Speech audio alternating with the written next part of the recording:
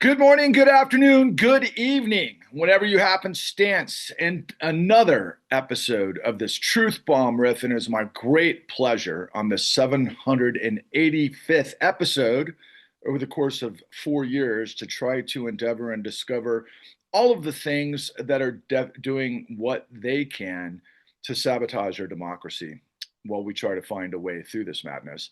And today is a very, very special opportunity as I'm joined by my guest, Nathan Taylor, the executive director for the Election Truth Alliance.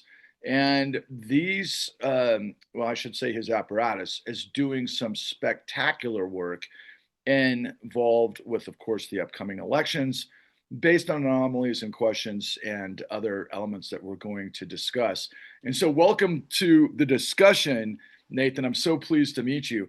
Can you give me a quick introduction of who you are and maybe broach a little bit of your expertise?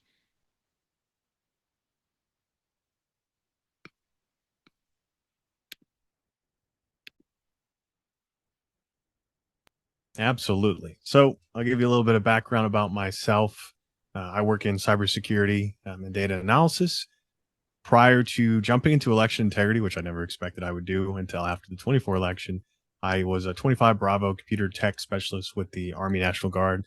Did that for a few years, got my degree with network security, and then stepped into a little bit more of the world of cybersecurity and defending networks, and did that for about 2 or 3 years before the 24 election. So the ETA specifically, we are a nonpartisan, nonprofit organization that formed not too far after the 24 election. We're comprised now of volunteers with a pretty good background set. We've got some cybersecurity people like myself. We've got some statisticians. We got some people with PhDs in like political science and other fields. And really what brought us together was after the 24 election, there were so many little red flags that popped up. People like myself with our background started asking questions. We started, investigating, and we were really concerned because we felt like some of these problems weren't being investigated and weren't being talked about, and that seemed a little strange. You probably heard of like the over 200 bomb threats on election night, and then as we started digging deeper, we started actually applying some of these statistical analysis methods that we've published at this point. We've published 4 out of the 7 swing states. We're working on the last ones. We've actually looked at some non-swing states.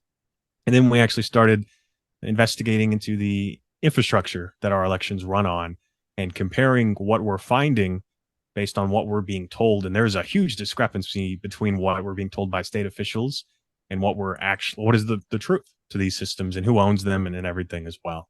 So Wow. Well, first of all, that was amazing. And I'm so incredibly grateful to be speaking with you because therein lies some of the most important questions in the hierarchy of where my mind is at the moment, right? And actually has been since the election. And I knew there were experts out there that were doing the work. Now, I didn't know who they were and where their work would be going and what it designates and how it's going to sort itself out. So, to just give you a little brief background on myself, I'm an investigator as well. My expertise is financial fraud. After the great financial crisis of 2008, I've been involved with a 14-year odyssey that has left no stone unturned that reveals hierarchy and systems, this, that, and the other. So I have a really good sense of systems, right? So I guess the first question I want to ask you, just to kind of set the table for the audience in a very pedantic way from the standpoint that I think many of us assume that the states have control of elections, but at the same time, we're a bit befuddled by what seems to be this ongoing scenario, aka I'm just going to touchstone on some things that are obviously in the ether on a daily basis, from the SAVE Act and everything that we're seeing, particularly in gerrymandering and other techniques that we've also heard from the great uh, journalist Greg Palast, who just delved into all things which seems like archaic Jim Crow shenanigans that can purge voter rolls, a whole garden variety of things. I wonder if you can present somewhat of a hierarchy of understanding that maybe sets a baseline for what is extremely complicated nationwide. absolutely. And that's kind of been what our focus has been on is educating the American people about how complex our elections are, summing it up, kind of simplifying things. I'm very familiar with Greg Palast's work, excellent investigative journalist. He's really been hammering home some of the problems he's finding, especially on the East Coast, like North Carolina. Um, so, to kind of summarize the concerns at scale, there are different ways that you could, potentially influence elections. And there are legal ways and there are illegal ways. And obviously, as you mentioned, some of the legal ways that you could influence elections, and it occurs right now in the U.S. is redistricting, has gerrymandering, or purging voters, which you could do, and it'd still be illegal. And that's kind of the battle you're seeing happening in the U.S. right now, leading up to the midterms. Is this back and forth in terms of where are the lines drawn and who can cast those votes and how. Now, the work of the ETA has not been focused on these legal means of influencing elections. Our work has been on any concerns around illegal means, any concerns around a compromise of the election infrastructure and manipulation of votes or results.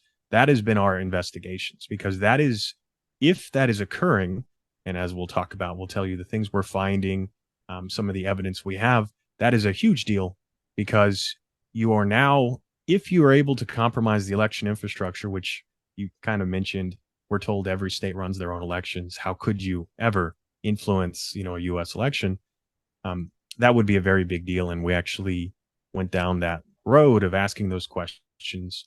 And what we discovered very quickly is, at this point, we've met with 5 different secretaries of state and or their staff.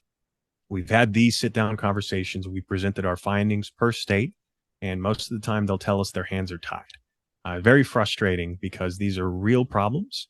And some of the problems we're finding at a high level is, we're told both by state officials, by the federal government, that every state is responsible for their own elections and that they run them. And it would be very difficult for someone to manipulate the elections at scale, right? It would be very hard for me to influence all of the swing states, or, cross across state lines, because every county and every state manages their own elections.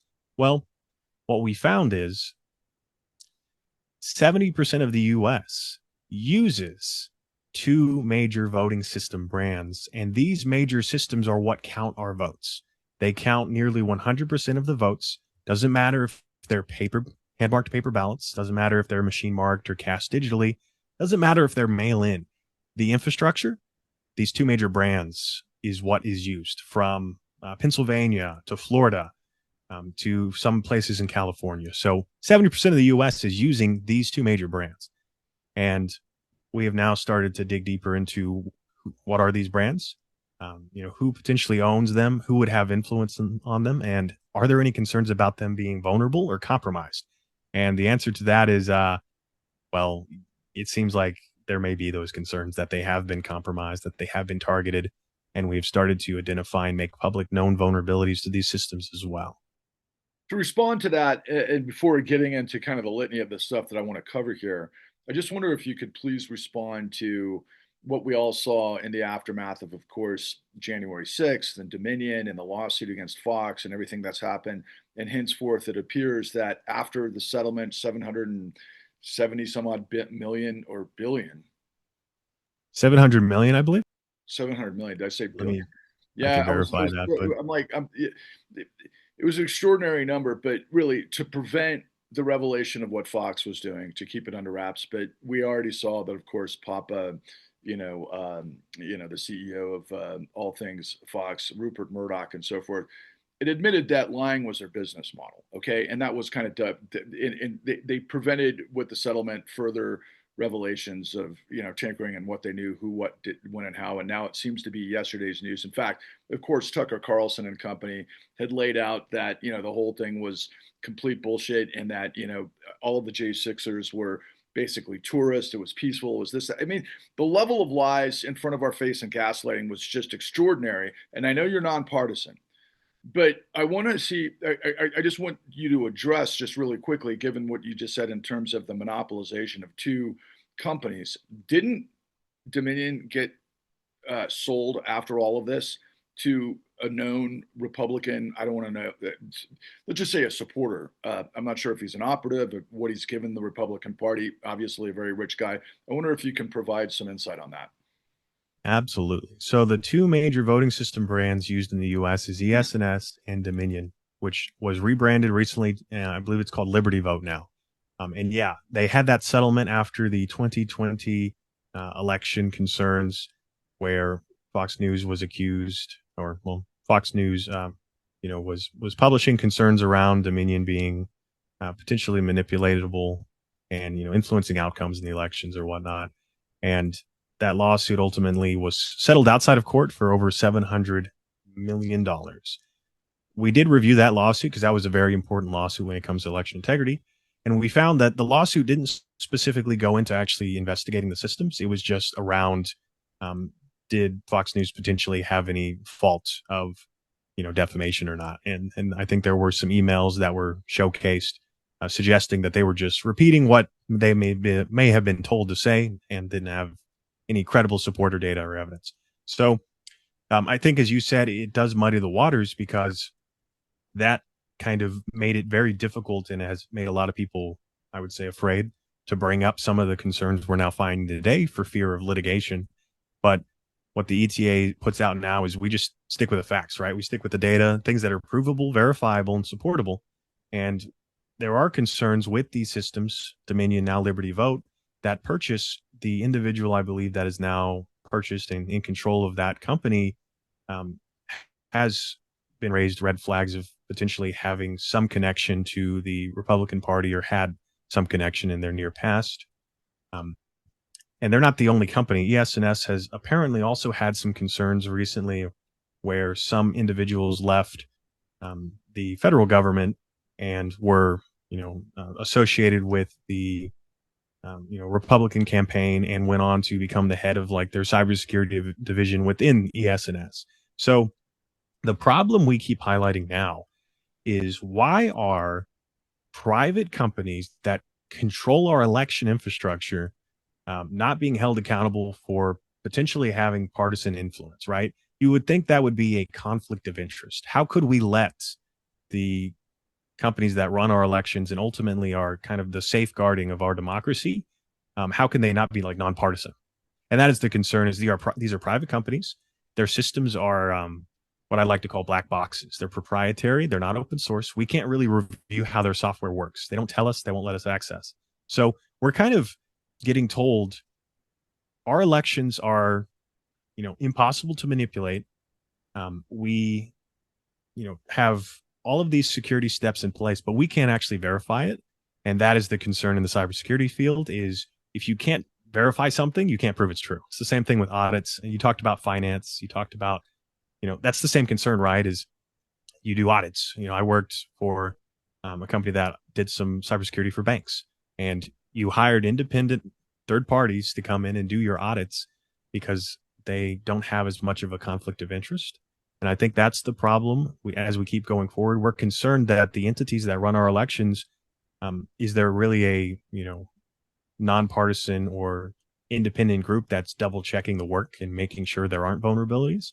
And we have now discovered that there has been published vulnerabilities for the systems we're using right now, and we will potentially use in the midterms as well. Well, I'll point out the obvious from the standpoint of what's happened in the second term of Trump's administration. Is we've destroyed the Department of Justice and the FBI. They fired all of the inspector generals. The credibility of the system itself, of the institutions, are completely lawless. And anybody who understands the law knows that. And I know you're nonpartisan, and I'm not trying to put you on the spot. I'm just saying, for the record, for the audience, because we know this, that there's been influence and manipulation and tinkering, this, that, and the other forever. But internationally, in politics, in elections, I should say, I have awareness of the CIA and the KGB basically throughout the Cold War, tinkering with different elections around the world. I mean, this isn't something new. What I never thought possible was that it could happen in the United States. Going as far back as 2016, of course, we saw and continue to see all sorts of evidence that the Russians were involved with manipulating the elections, mostly from a standpoint that I think we've been able to assess, from a pre-R standpoint, of a manipulation standpoint, of psychology, of internet type stuff.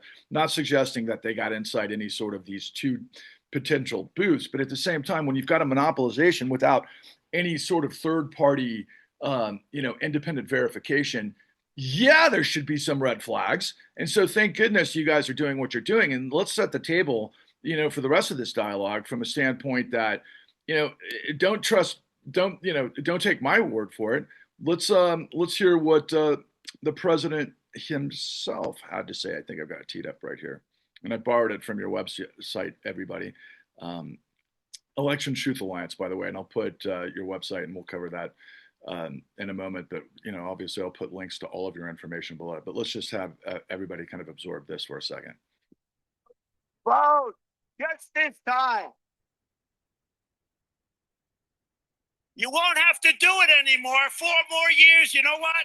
It'll be fixed. It'll be fine. I don't need any votes. We got all the votes we need. I don't need votes. We don't need votes. We got more votes than anybody's ever had.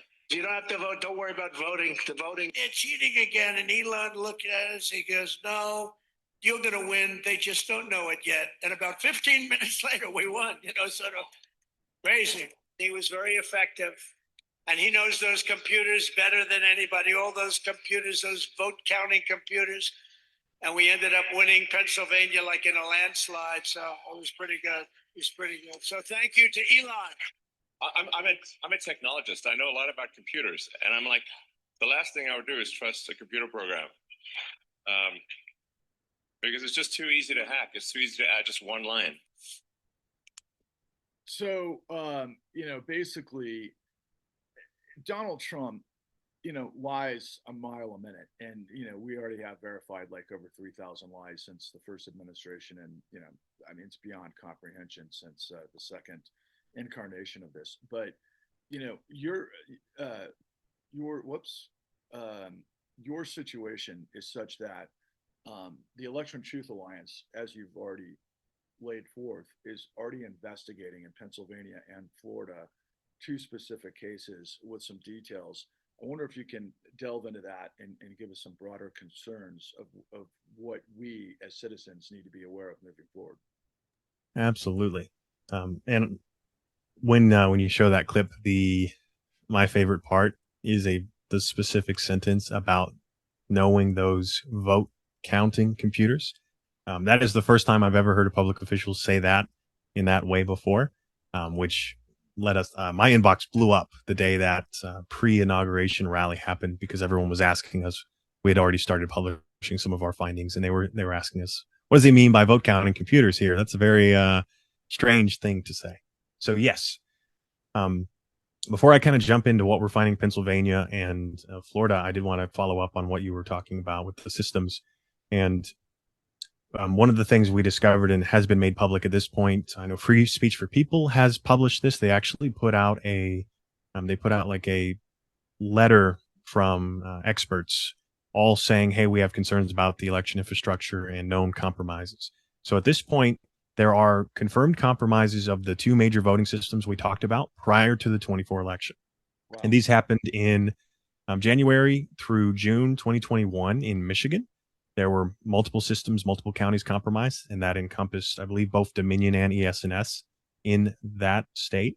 And then you probably heard about this. This is still some recent news going on where in Coffee County, Georgia, you've probably heard about that because one of the individuals who was prosecuted and actually sentenced is now they're attempting to remedy her sentencing. And yeah, we had operatives go in and gain access to the election infrastructure. And the whole point we bring up with doing this, and the same thing happened in Lucie County, Colorado, is if you're able to go in cybersecurity wise, right?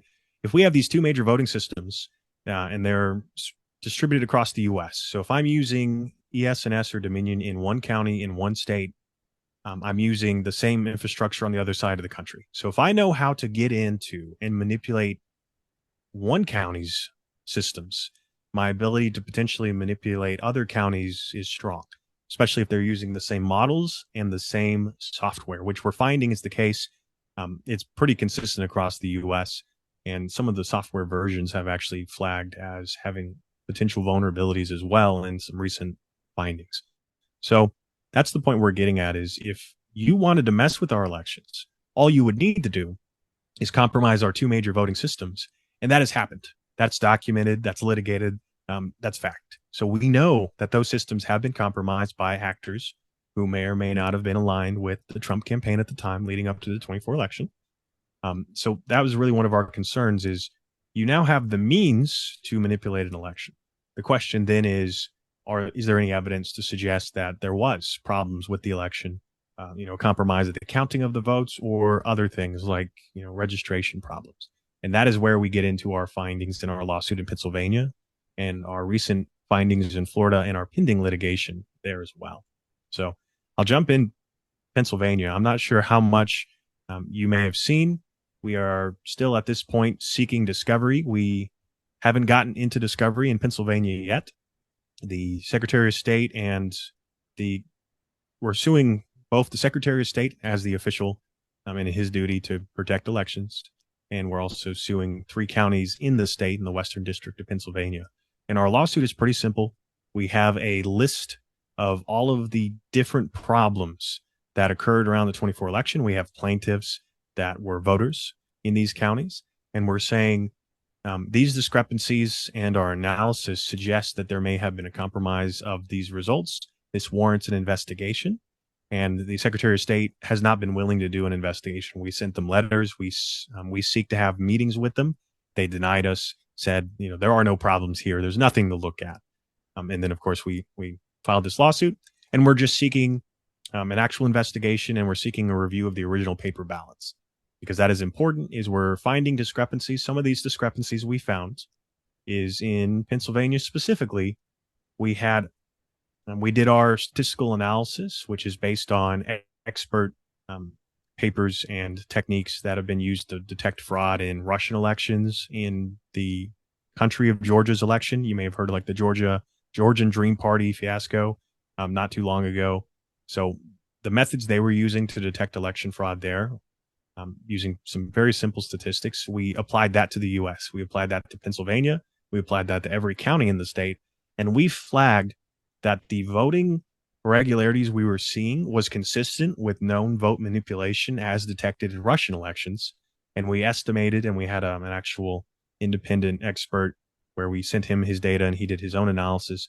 We estimated that if this is vote manipulation going on, if the systems are compromised and people are manipulating, changing, deleting votes, the margin of impact would have exceeded around 120,000 votes at most, which would be enough to flip the state of Pennsylvania. We have flagged the same problems across the swing states at this point. 4 out of the 7 swing states, we have found the same problems. We've flagged the same anomalous voting behavior. We've estimated the concerns being potentially enough to flip those states as well. Same voting systems, generally speaking, those 2 major brands. So our lawsuit does go a little bit more into detail because we have an example of one county, which is Cambria County, where all of their voting systems could not count ballots on election night, and they had to hand duplicate the ballots. And then at that point, later in the day, they were able to scan them back through the systems. Well, by doing that, we were able to get a general idea of how many ballots that they said they hand duplicated. So some county officials said they had around 65,000 ballots that they had to hand duplicate. And then they fed them back into those vote counting computers, those optical scanners that we use across the U.S. And what was interesting, and this is in our lawsuit, is when they did that, the total results, the total votes cast for election day for Cambria County is only around 55,000 votes. So we're missing almost 10,000 ballots for votes that don't show up digitally. But the officials said they hand duplicated close to 65,000. Where is that discrepancy, right?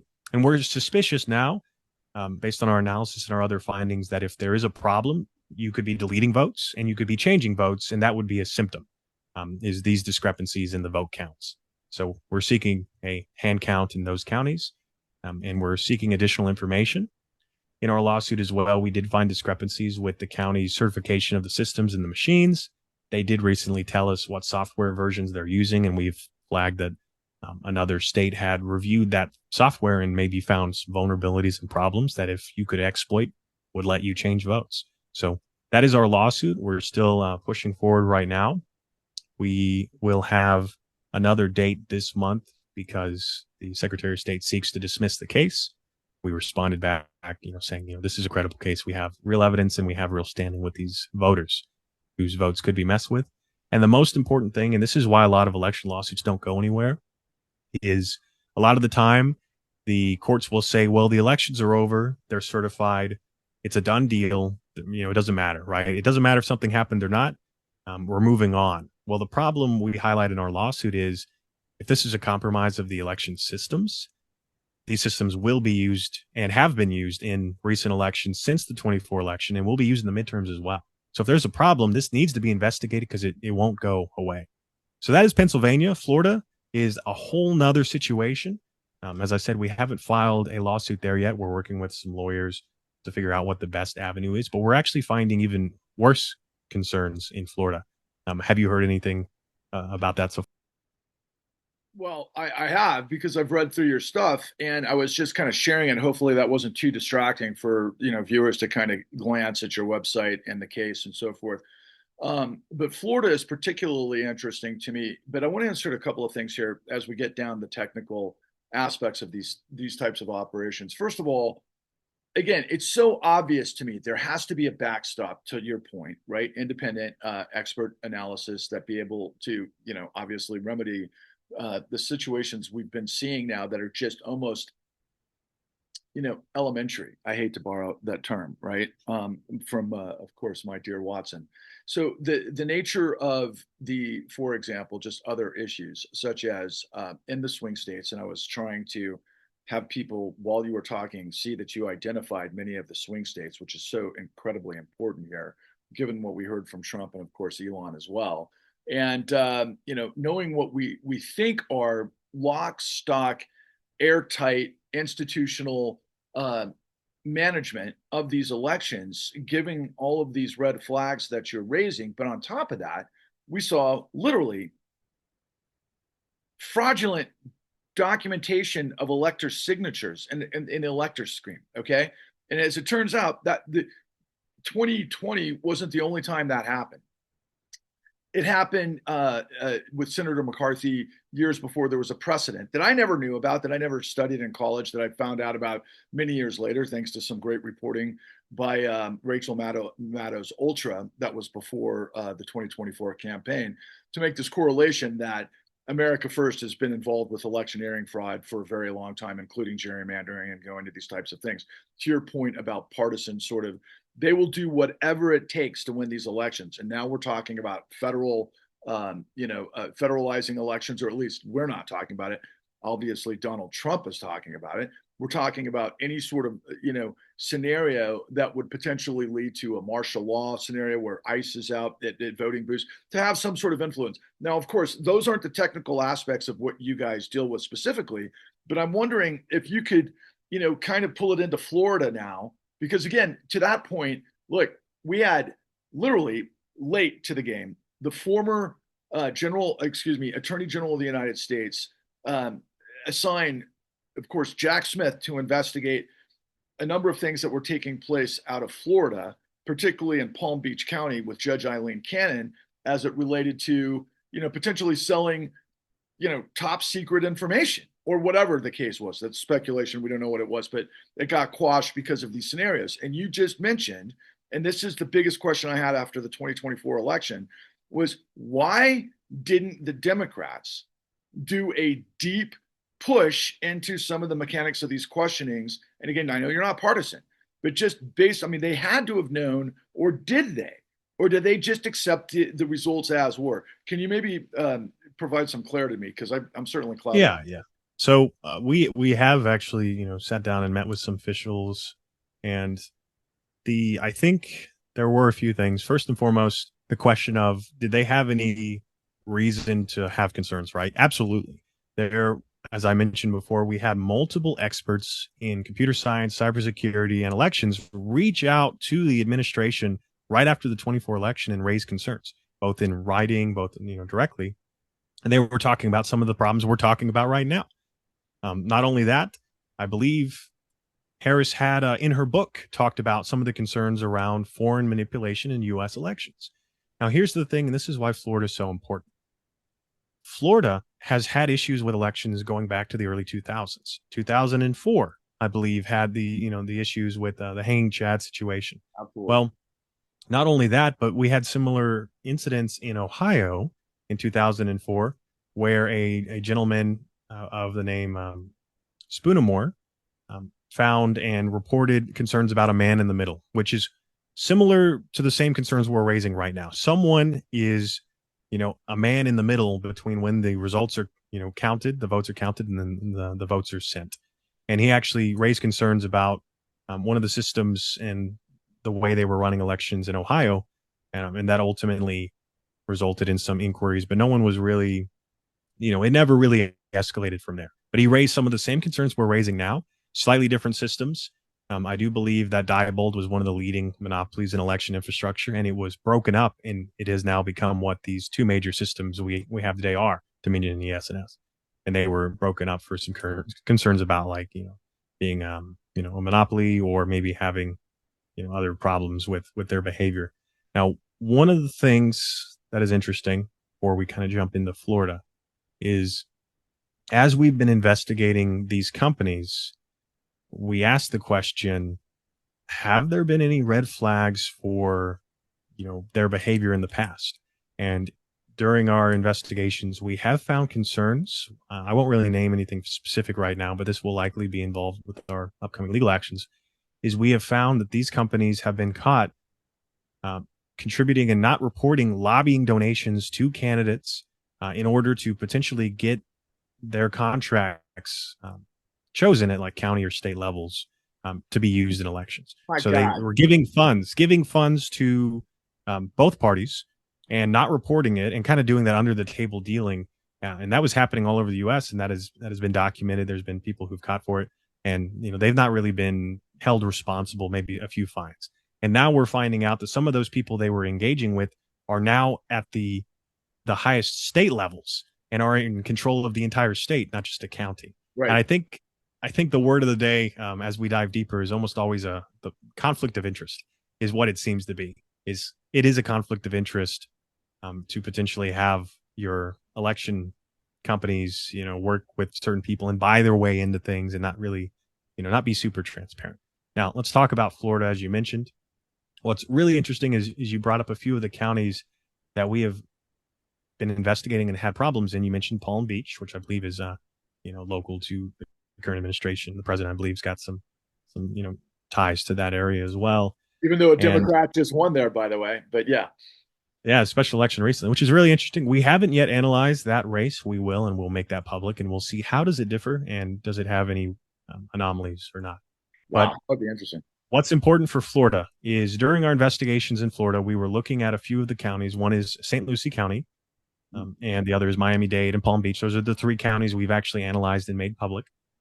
And we found the same concerns when doing that analysis as in Pennsylvania, where it looks like a potential vote-changing algorithm is potentially impacting votes, and it seems to scale based off of turnout.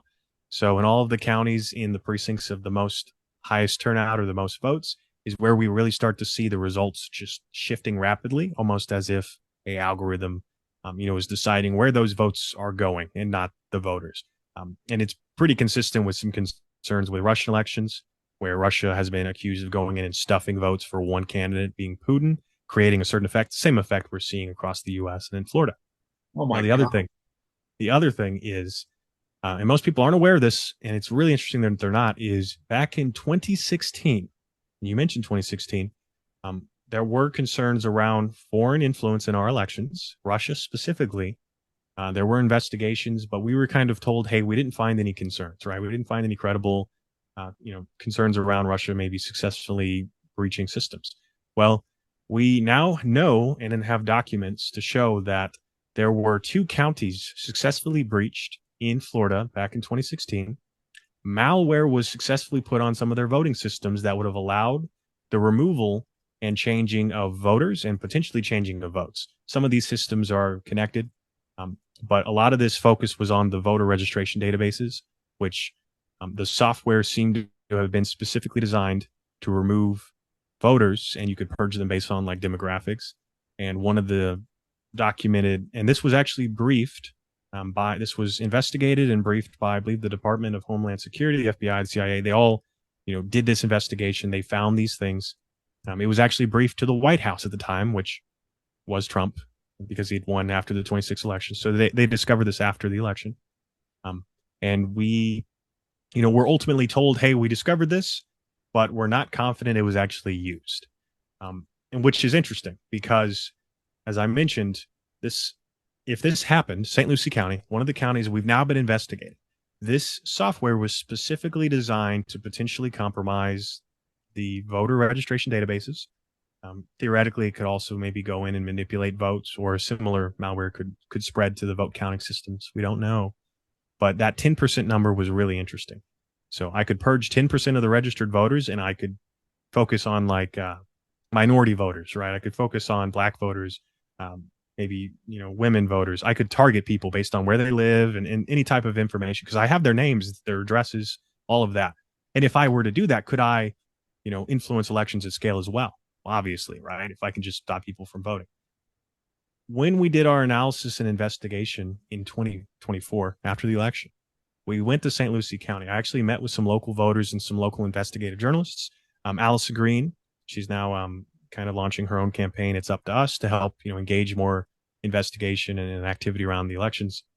And I met with her, and we went on the ground in St. Lucie County because we were finding a lot of problems. Not only were we finding the concerns with the analysis we did, but she had pulled the voter registration database with the voters in it and was comparing it to the amount of votes cast in some of these areas. And she found, and shared with us, and we investigated together. It was really a lot of her work. She's amazing. Is 35, I believe, of the 61 precincts in St. Lucie County, the same county that was compromised in 2016, by the way. 35 of their 61 precincts had more than 100% turnout, meaning there were more votes than active registered voters. Which isn't a possibility. It is impossible. And this is from the county, specifically from the county, with records requests. So they gave us this information. She did that analysis. Not only that, some of these places didn't seem to be real precincts. One of them was a UPS store, and we actually went and visited that in person. I went with her, and we went there, and we had I believe 5 registered voters and 4 voters. And so 5 registered voters, and 4 of them cast votes in the 24 election out of a UPS store, which state law doesn't let you live in you have to live in a residential address. You have to have that on your documentation. There was no one living there. We showed up and we talked to the nice people at the front, and we're like, hey, does anyone live here? And they said, God, I hope not, because it's a commercial business, I believe. Well, okay. Well, that's what I was going to say. Is there some sort of legal freaking construct bullshit where it's like, okay, it's an LLC, so it could be, it could be registered at a UPS. No, they shouldn't be able to do it. We also found examples of people who only had PO boxes as their mailing address and no residential address. And you're supposed to have this information when you register. Now, those were the weird stuff. Here's where it gets even stranger. Is she had identified places that had voters and had she identified addresses that had votes and voters who cast their vote in 24 election in St. Lucie County, but those houses were under construction during the election, and people couldn't live there and shouldn't have been registered and able to vote out of those addresses. And we went and knocked on the door of some of these houses that had been completed after the election, and we found voters. And we went and we talked to them. We said, hey, here's a concern we had. Did you live here back in November? And they said, no, we lived in Palm Beach County. This is St. Lucie, so across the way. We lived in Palm Beach and we voted there. That was the first time one of the husband of the couple voted. And we're like, well, that's interesting because on record, it shows that you voted from this address, even though you said you were registered in Palm Beach. What's going on there, right? And they had no idea. And that was just the first door we knocked on in this under construction area. And we were finding all of these types of stuff. And it brings up the question of, could this be a side effect of, something going on? And we're very concerned at this point that the discrepancies between their voter registration database, well, remember that 10% number they were talking about in their report when they investigated the malware? They said it could remove up to 10% registered voters. Allison actually put those numbers together, and before the 24 election, I think end of October, before October, the amount of registered voters versus after the election decreased by around 10%. And the county doesn't have any documentation telling us who they removed, and they're supposed to document the voters that they purged from the rolls. And so, as I said, we're building legal action in Florida. This is just one county we've had the ability to investigate. This is fantastic forensic work. The first thing that pops in my mind is who from the New York Times has reached out to you with their team of like 10 guys and huge resources to do a deep dive analysis and all these findings or all these questions. We have actively reached out on our behalf to all major news entities, and they have closed the door on us. And I think it's the same concern you kind of raised before about like, the Democrats or whatnot. Why are they not jumping on this? I think they're afraid. I think there's a narrative, and the narrative is our elections are impossible to mess with. I think the current political climate has really said it can't happen here, right? It's impossible. American elections are immune to compromise, immune to problems, and they have dug that hole in the sand without really addressing the facts and the reality. And here we are, banging on the door saying, listen, this is a real problem and it impacts everyone. And they're not willing to listen. They're not willing to actually pay attention. Look, I can assure you I'm going to get this interview immediately to one of the top guys at the New York Times, and we'll see if he responds to it first and foremost. But second of all, I know we can be as jaded and cynical as we need to be because, the audience knows this. You don't know this. I'm just saying this for the audience, but I want to reiterate this from my journey because of the stuff that we've dealt with, that there is a corollary. So, for example, we rely on institutions for all manner, shape, or form of detail, particularly as it relates to tax records and counties and how we fund certain things and blah, blah, blah, especially the registry of deeds as it relates to real estate. And what we discovered, and I'm not going to litigate the entire thing, but the entire of the housing industry by way of what we would call subprime, which doesn't mean necessarily poor or not be able to buy, get loans. There's different variables in that. But there were literally tens of millions of felonies committed on the housing industry that led to a giant bubble that destroyed the global economy because it was built on a house of cards that goes through a whole garden variety of, let's just say, financial products where people are making money on money on money on money. And meanwhile, the integrity of the system completely went out the window. And so everything that is just basically standard in terms of, okay, you have to have something registered. This is easily identified, and if there's some problems with it, it's easily seen, right? And then you have red flag. Then it becomes the whole system. That's what I'm hearing from you with the election system. It's a 5-alarm fire right now. So what I'd like to hear from you, as we've got another 13 minutes left in our time together, in addition to this, all the spectacular information, is again, the guy who seems to have, at least in my echo chamber, whatever's feeding me my algorithm, I always get Mark Elias and gerrymandering and lawsuit, this, that, and the other, and trying to prevent this, that in the SAVE Act, and the things that are happening, in terms of registration and preventing turnout and yada yada yada. Okay, that's one side, but the manipulation that you stipulated, that this evidence from 2016, knowing foreign actors, immediately should have been sent not just through mainstream media, but through every institution at that time period. We're 10 years after the fact. They've had a 10-year run to be able to conflate. And when I say by they, all of the masterminds of, let's just say, the people who want the power a certain way. They know the technocracy. They know the choke points. They know all of the things that they can manipulate. So what are we, the American people, going to have to do to support groups like you who are getting this information to get it further amplified so that somehow the Secretary of States seem to me the only place that we can actually fight back in a thorough way, considering all of the institutions like the FBI and the DOJ who are responsible for these sorts of investigations aren't going to rise head or hair to do anything about it.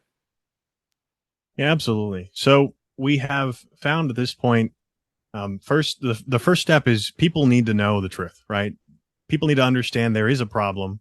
They need to understand and be able to articulate that to other people and just kind of spread the word. That's the first step, is understanding, hey, here's the problem and here's how it could work and here's how we can start working on it. Really, one of the avenues we're fighting right now is the secretaries of state really haven't been willing to sit down with us and, in my opinion, do their jobs, which is to do this investigation. The FBI hasn't been willing to do anything either. We've reached out to the FBI and closed doors there. What it's likely going to take, and this is what we're building towards and fighting for, is it's really going to take the American people being involved. And one of the ways of doing it is we're doing direct legal action. We have voters. We're very grassroots. So at this point, the ETA has been fundraising to pay for these legal actions. It's all grassroots. I think our average donation right now is like $30. So we have received publicly, I think we've disclosed over close to over 200,000. I believe our last fundraising update was over 200,000 worth of donations that people have given us to litigate these problems. And that's one of the most direct actions we can do. We're doing it in Pennsylvania. We're going to do it in Florida. And we're probably going to continue to do it in other places we find problems. And I'm sure if there are problems detected as we get closer to the midterms or in the midterms, that will be needed as well.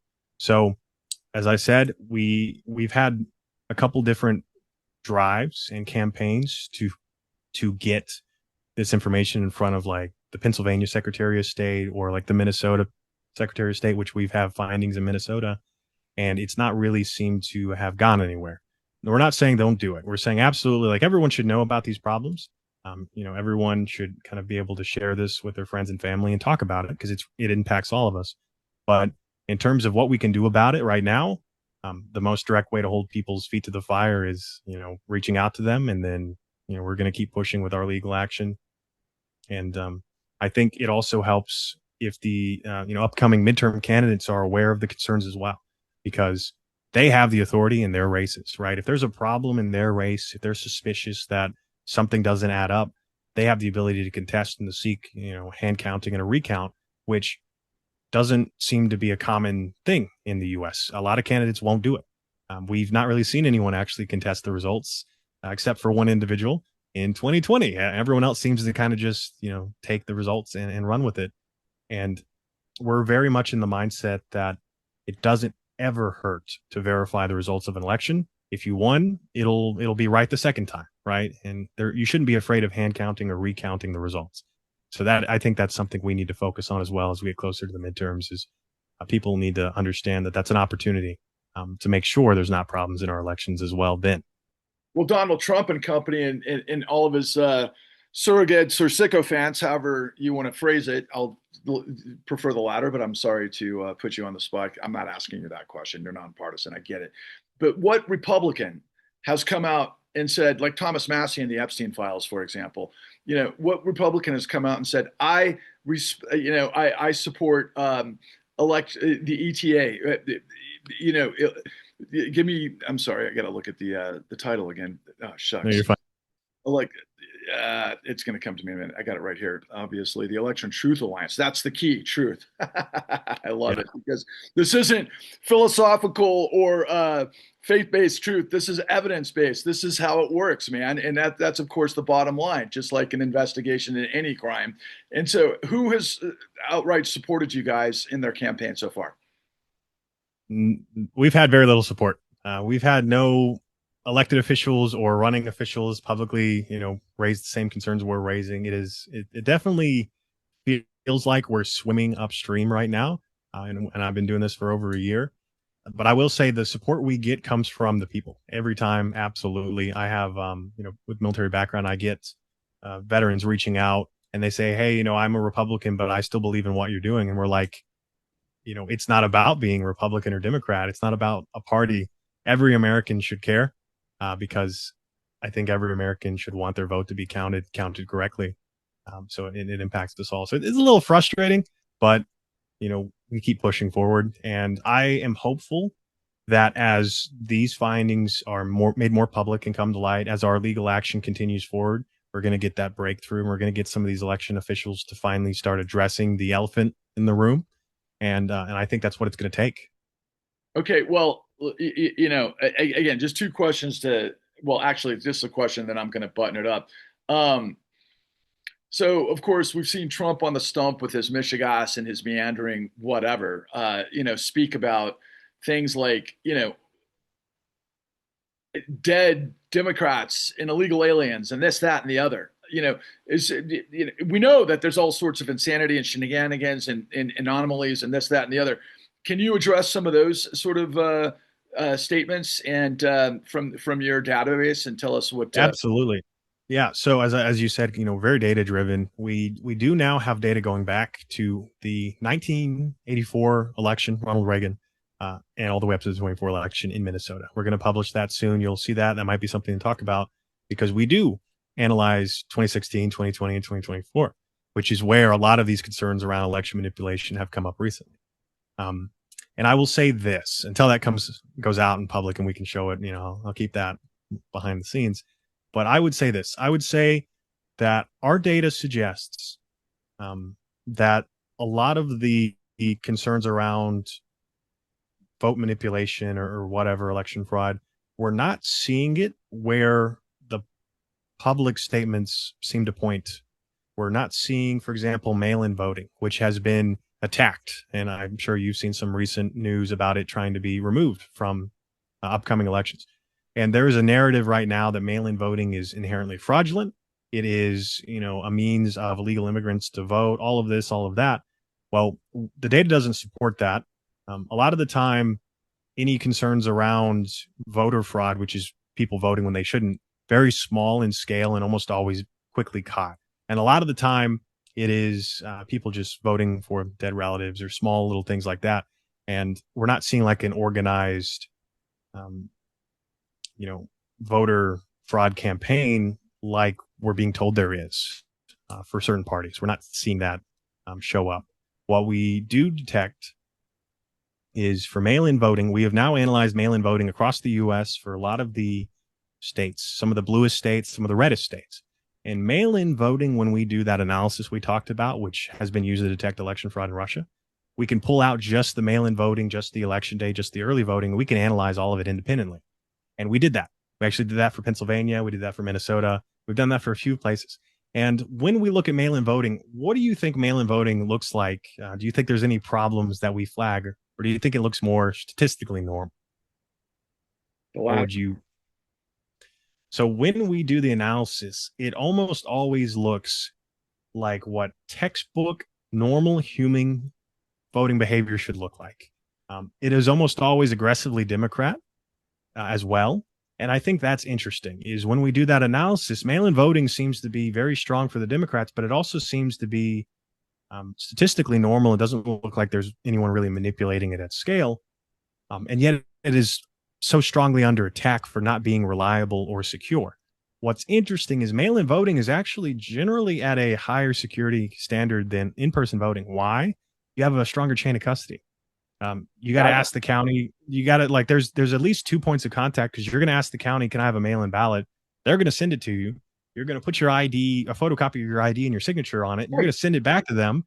Now they have 2 to 3 records saying, hey, this is the amount of mail-in ballots we sent out, the amount that we got returned, and the amount we counted. We don't have anything like that for election day, right? And that's interesting because we're seeing election day, you just show up and you vote. And the counties can't tell us how many people showed up. They could just tell us how many votes they counted. And here we are saying, hey, there's something weird going on with the total votes you were telling us about. So I find that very interesting that mail-in is so discredited. And it seems to so heavily benefit one party. And if you were to remove it, how would that impact an election? Right. Of course. So look, just to recap, some of the more salient points that I'm like really swimming in at the moment. Going back to 2016, there's evidence of foreign influence in the elections, particularly as it related to Florida and those 3 counties that you guys have done the forensics. We know that there are 2 voting platforms, companies that are involved that have had actual engagement with serving partisan politics from a fundraising standpoint, which means conflict of interest, among other things. We've known that you've identified some anomalies, that there was turnout that exceeded the actual population of registered voters, among other things. That alone, and you've identified that nobody is really pushing back against this, particularly in, let's just call it the bipartisan, the the duopoly of the parties, right? It's just kind of accepted, as opposed to everything is on the line, and we're literally slipping into authoritarianism. Not slipping. We're like on one of the vertical slides at Walt Disney World. Speaking of Florida, that's like 500 feet high, and we're going 1,000 miles an hour. Right into authoritarianism because nobody's been able to stop this stuff. And so, if this election, let's put it this way, we know how slowly the law works, right? What is your anticipation in terms of your lawsuits right now and your findings, and ultimately how might that impact the election? And then further to that, what is your outward, I mean, you've already identified it. Yes, certainly people can, provide you guys, additional funding to get larger. Hey, Leonardo DiCaprio, if you're out there, maybe you might want to get behind this as well, and some others, right? Some big time money, because I think there's nothing more important than this. But I mean, those two questions, and I do want to slip in one other thing. I'm sorry for the long-winded ramp up for close here.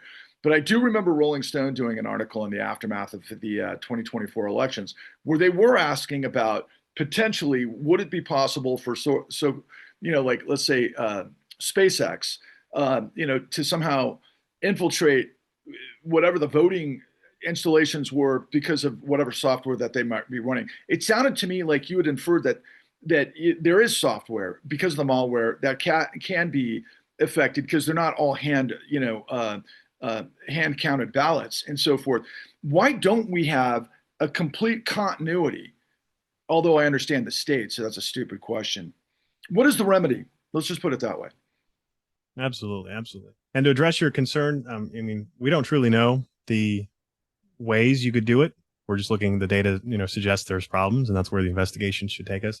But I will say, sure, that's where it should start. I will say though that there has been documented, confirmed reports I know from Vice and NBC and Euronews talking about those two major systems being found with systems connected to the internet, having cellular modems in them, which would allow remote access, right? So, sure. I mean, obviously, I don't know anything about satellites or whatnot, but if you can remotely access these systems, could you compromise them? Oh, absolutely. So, now, where do we go from here?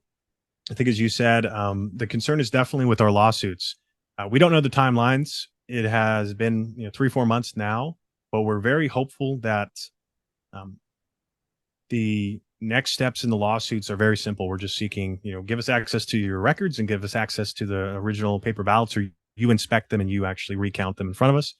So the solution is very simple, right? Is we'll know immediately, is there a problem? Is there not? Because the records will either match or they won't. So we're not expecting the lawsuits to take too long. We're hopeful that we can get some remedy before the midterms. It depends on how well they go. So that is our goal. Is we want the concerns to be public before the midterms. We want people to be aware there are problems. If it is discovered that there is vulnerabilities to our election systems, if votes are being miscounted or deleted or whatever, we can't use those systems in their current state in the midterms. That is ultimately the problem. And that falls upon the states to enforce. Obviously, there is like legal action you can take and everything, but we're kind of getting to the first point, which is, are the systems trustworthy or not? Then if they're not and they're discovered to be not, then that can impact the midterms because we can't run our elections on vulnerable systems. So that's kind of our goal, is we want to figure that out before the midterms.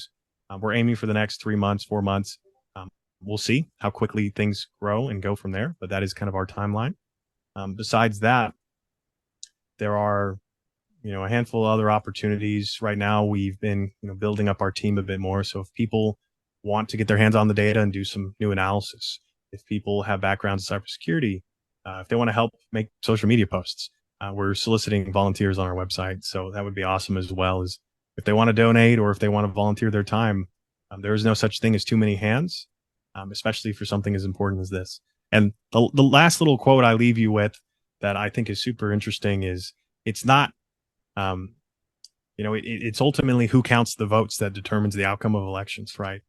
And so we are very focused on these concerns. And even if we can't get immediate legal resolution before the midterms, if every American is aware of how you could mess with elections, it gets much easier to catch it if it's happening. So I'm hopeful people will have their eyes open for problems as we go forward, which I feel like I personally, I wasn't aware of these problems until after the 24 election. I wasn't aware that these things existed. So that is, does change your perspective a little bit.